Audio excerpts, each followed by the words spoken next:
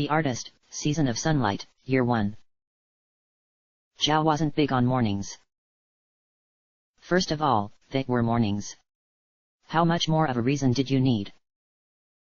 Second of all, they were bright, usually, and loud, more usually. Third, he was used to waking up as the roar of sirens told that if he did not move, he would die. What he wasn't used to waking up to was loud snoring and the quiet puttering of soil being moved by the eternally busy bones. The loud snoring was coming from a totally exhausted zombie, who had fallen asleep on the ground as if it was a perfectly legit place to sleep. To be fair, so had Zhao. And, if the surprisingly comfortable rest he had taken said anything, it totally was. He looked at the 3 plots they had spent all of last night working on.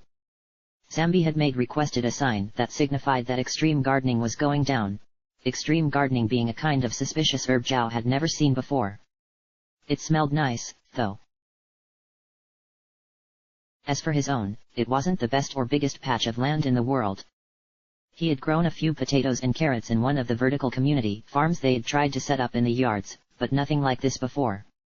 Still, as he admired the sign he had drawn for himself, he figured that even if he wasn't an ace gardener yet, it had felt really good to start. Bones, however, was a pro.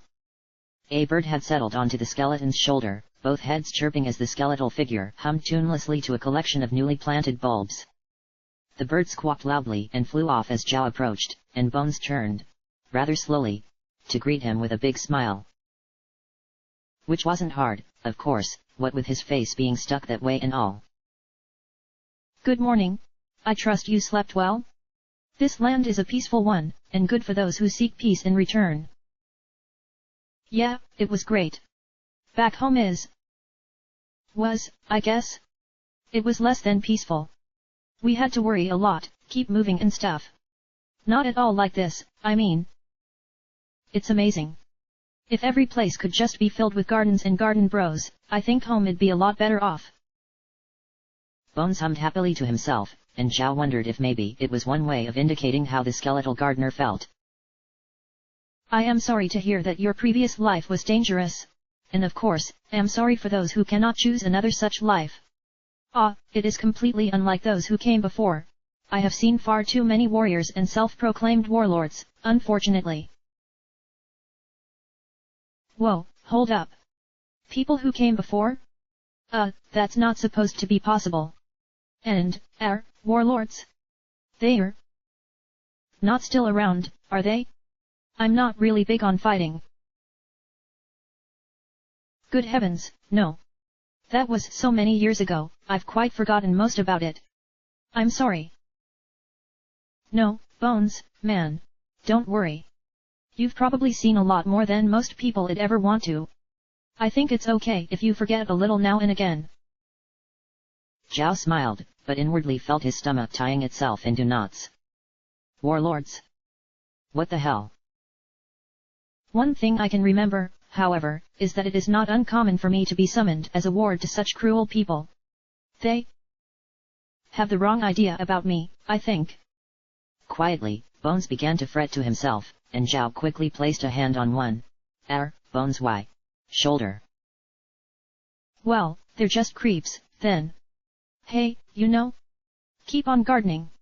I've got an idea, actually. Bones stared nonplussedly at Zhao, and then resumed tilling the fields with one sharp elbow. The suns rose over the fresh soil, and Zhao was tempted to shift subjects. But that could wait. A lot of friends had helped him smuggle these paints. It was the least he could do to use them to try to do something nice for a new friend. He was almost done when a humongous yawn tore through the afternoon glare. Zambi rose to her feet, more bleary-eyed than she seemed to normally be, and scratched the back of her neck. Oh man, that was some good sleep. I had these killer dreams, I should totally write them down. She began, clearly having no intention to write anything down. Yo, Zhao. What's up, buddy friend? Ooh, that looks cool. Zhao was amazed at how fast he moved, although it really wasn't too hard. Zambi was kind of, erratic in her movements, but he masterfully managed to angle the canvas out of the way, positioning himself between it and the enthusiastic plant girl. Hugs, bro. It felt kind of nice at first, but Zhao quickly found his skin crawling and apologetically detached himself from Zambi's surprisingly strong embrace.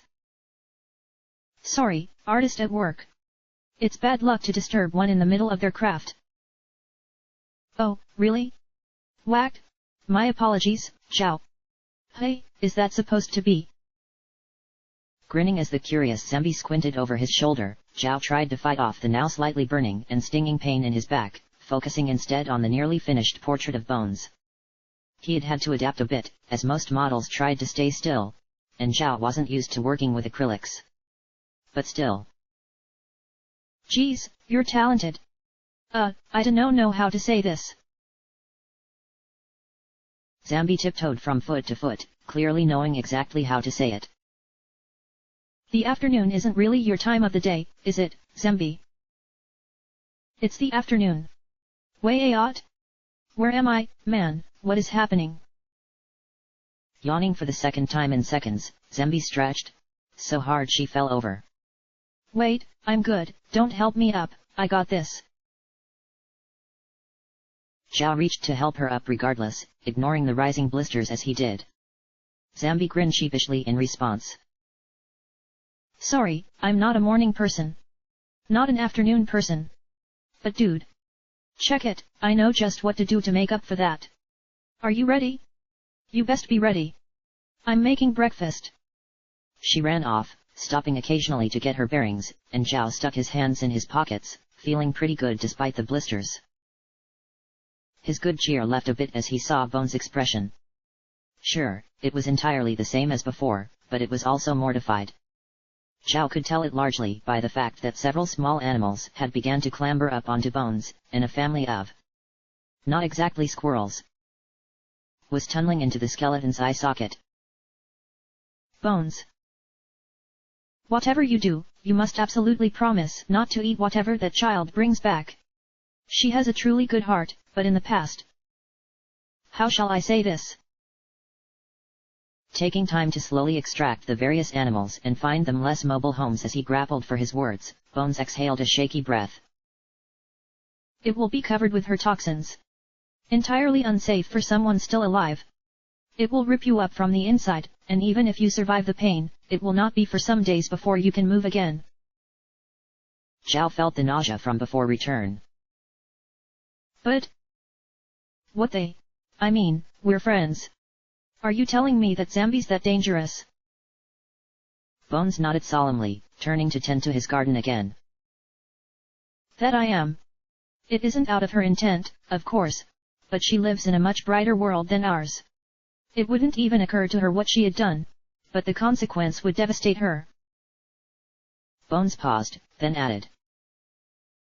And also you, but more physically than that. Zhao closed his eyes and thought feverishly, then smiled at the skeleton, who smiled back, hopefully his smile reflecting the confidence Zhao wasn't sure he had. No problem, Bones. I know exactly what to do, I think. The two returned to their work, a rather more somber mood having set over their makeshift camp as Zambi returned, skipping back into the grounds as Zhao put the finishing touches on his second piece. She was covered in something rusty red-colored, and smelled strongly of raw meat. Bruise. Guess who brought home the bacon? Only, I think this is bacon. I'm not really sure. It could be, like, beef, or something. I mean, maybe it was a plant, I was kinda still waking up. Sorry, Zambi. I kind of got hungry and dove into my reserve sandwich store. I didn't mean to ruin my appetite or anything, it just kinda happened. Zhao shrugged, trying not to look at Zambi, who dropped the hunk of what might have been meat to the ground, blinking several times. Hey. No, that's cool. That's fine. I just, I'll kinda eat this, then? Yeah, right. Zambi. Zhao placed a hand on her back. It felt fine, at first. But now, he knew. It wasn't subtle, he could feel the fire under his veins screaming out, under attack from the most potent blend of acrid toxins that xeno-life could produce. It also didn't matter. I kind of need your opinion on this. It'd mean a lot to me. Zambi turned around, about to say something, and distracted by her portrait. I can't believe you did it. You totally did it, Zhao. You are the best bro ever. Bones, did you see this? Did you see what this guy did? He totally drew you and me and we look amazing. You totally have to see this.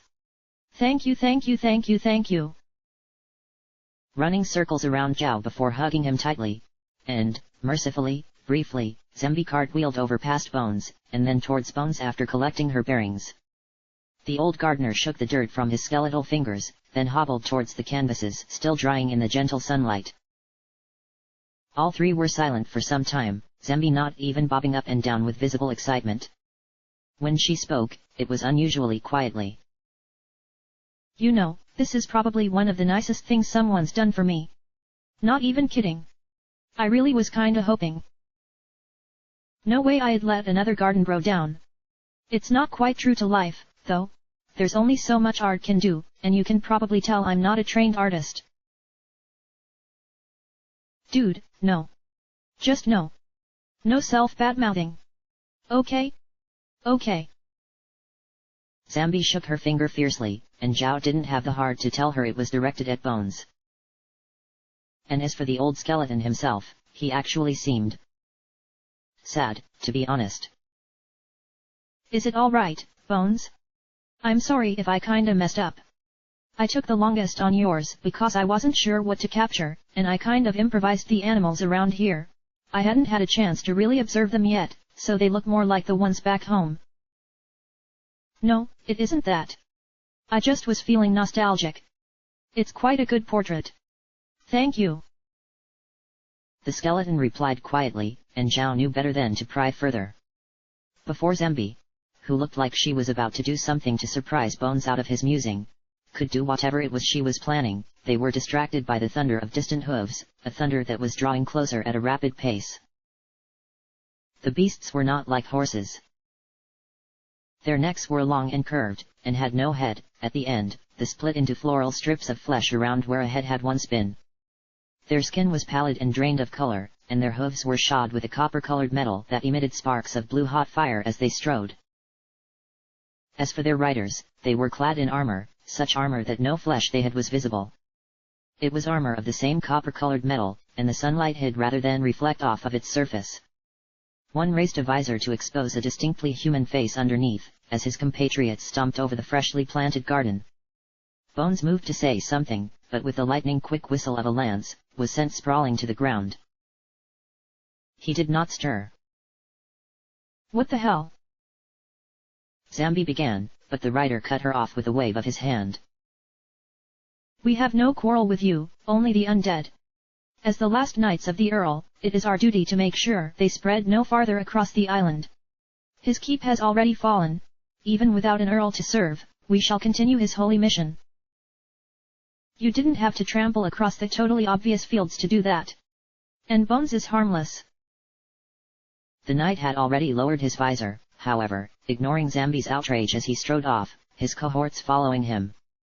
Feet splashing through the soil-turned mud as he ran after them, Zhao threw his hand into the air and half begged, half shouted. Wait. The rearmost knight turned, exhausted eyes barely visible under his helm. You're human, right?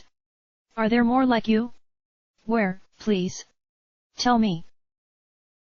But the knight didn't reply, simply shaking his head from side to side as he turned back to the road ahead. And soon, he too was gone, leaving the three of them in the ruins of the fields, tilled and watered soil now so much slurry. As Zambi and Zhao picked up the scattered pieces of bones from around the chunks of destroyed canvas and earth, the elderly skeleton let out a rattling cough. So sorry. I didn't mean to invite them in like that. I should have hidden myself somewhere. I am so sorry. Don't be stupid, that's stupid talk. You didn't invite anyone, Bones. Zambi was full of a determination and fire that didn't quite reach her voice, even as they finally managed to pile most of the ruined skeleton into a pile. His skull hopped to face his companions, both kneeling in the ground towards him. Perhaps not, but I should have remembered that there was an earl nearby, who despised the undead. Or was there? It's been so long, I simply cannot remember. I could have sworn that Earl himself died, many seasons past. Bones exhaled slowly, going completely still once again. He's going to be okay, right? Zambi nodded at Chow's question, her green hand resting against the root red skin of her face. Yeah. Bones has survived a lot worse than this, no sweat. Right, buddy? But Bones was silent. He's gonna need some time, though.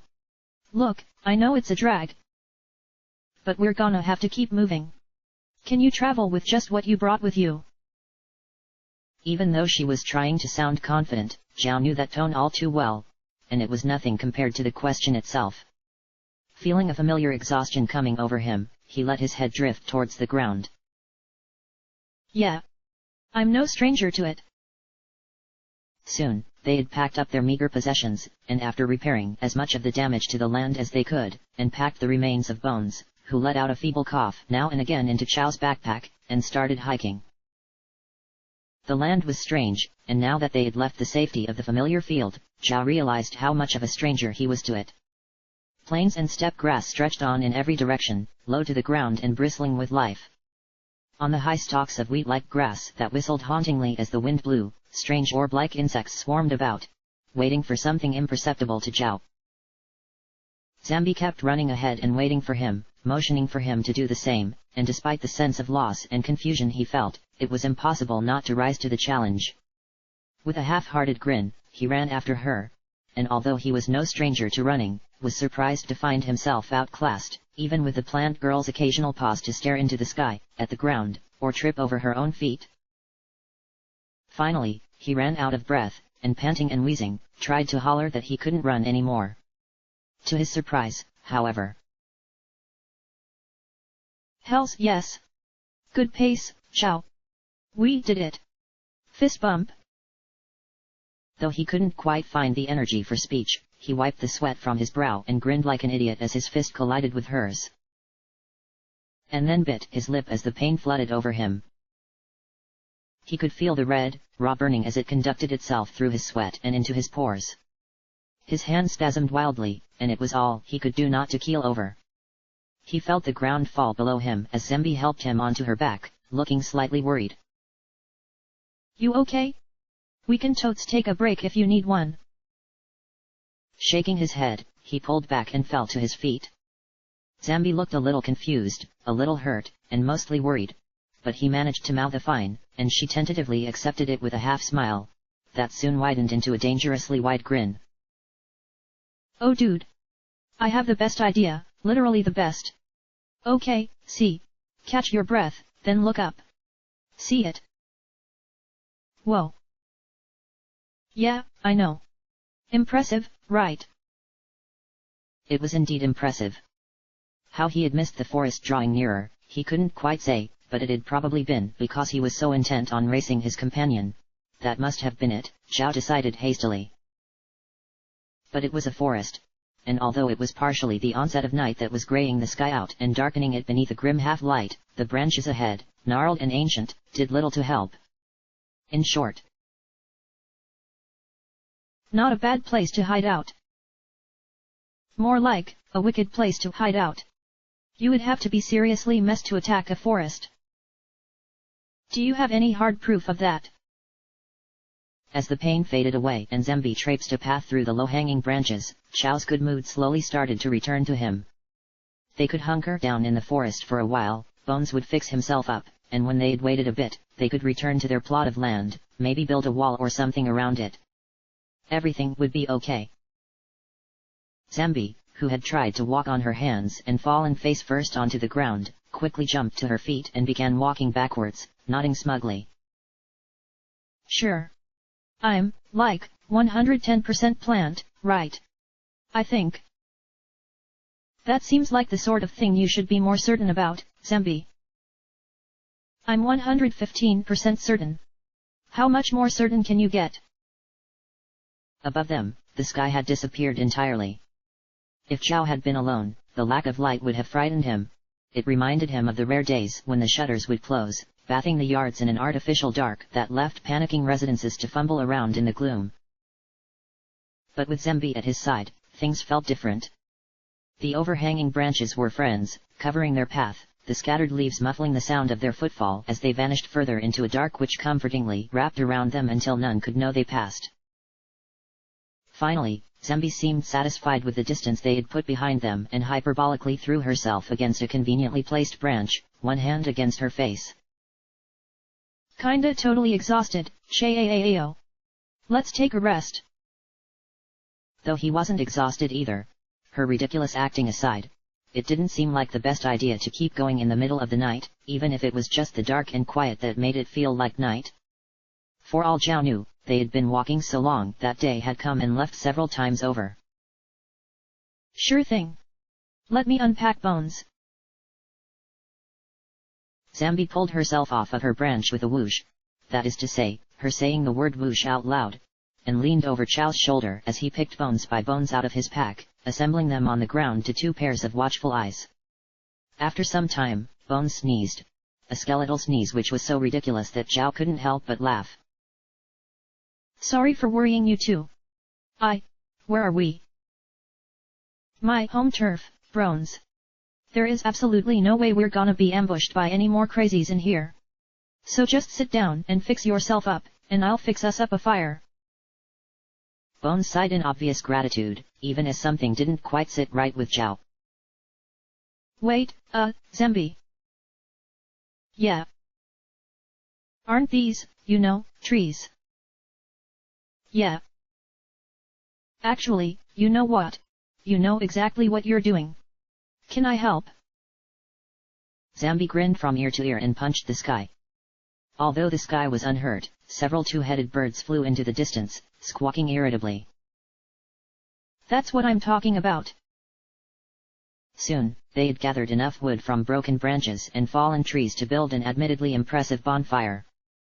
Zemby had insisted they line the thing with stones, which indicated a remarkable amount of maturity on her part, and the rather worrying implication she was used to building fires like this. But the fire was comforting.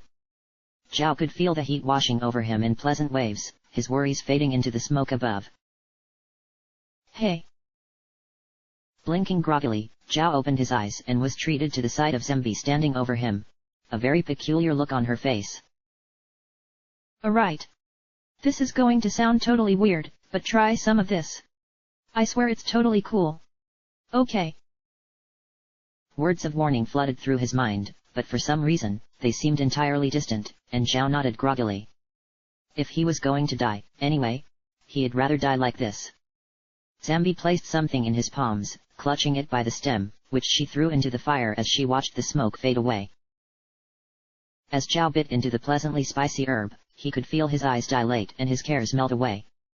Everything seemed so very distant, but he could somehow still make out someone talking, and it sounded like her. Don't think I haven't noticed.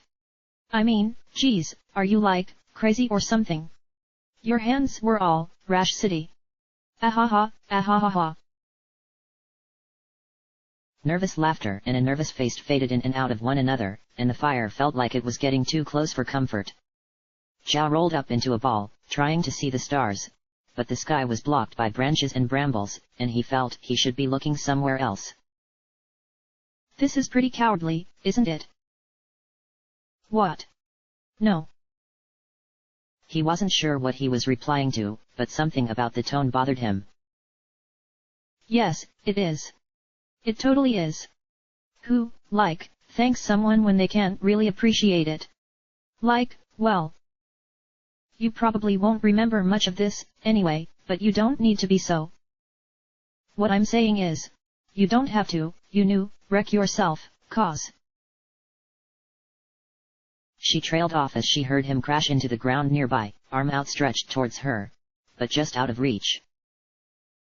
Zemby went quiet, and watched the smoke rise. Eventually, she started to hear click after click as Bones finally reassembled himself. Grinning, Zemby kicked her legs into the air and walked over to the skeleton, who was examining himself cautiously, but somewhat proudly. Only 16 hours, not so bad. So I see you've been taking quite well to Zhao, then. Well, dude's totally crushing on someone. Gotta take care of that before things get really stupid. HRMRRMHRMHR. Bones laughed creakily, and Zambi put her hands on her hips. Dude totally is. What's so funny? Nothing at all, though I think it's a little bit of the reverse, don't you? Affecting surprise, Zambi fell towards the fire, missing falling into it by a hair's breadth. She was smiling, but it was a smile that stopped just short of her eyes. You're pretty good at reading almanacs and the weather via caterpillars, but you've got a ways to go before you can read the hearts of others, Gramps. Bones slowly tottered towards the fire, and tried in vain to remember what fire had felt like. He couldn't remember it, of course, but the act of trying to remember was more than enough. The two faced it in silence, and Bones heard a quiet murmur. Maybe. You aren't entirely wrong, though. We can't really risk going back, perhaps we'll try to make some good headway towards Necessity, tomorrow. Bones said in reply, choosing his words carefully. You must be exhausted. Get some rest. I'll watch the fire until then. Zambi muttered a quiet and warm thanks, and fell to the ground nearby, hand almost touching the hand of another. And the old man watched them and the fire and the night, and the dark grew entrenched around them, as the branches began to creak. Chapter end.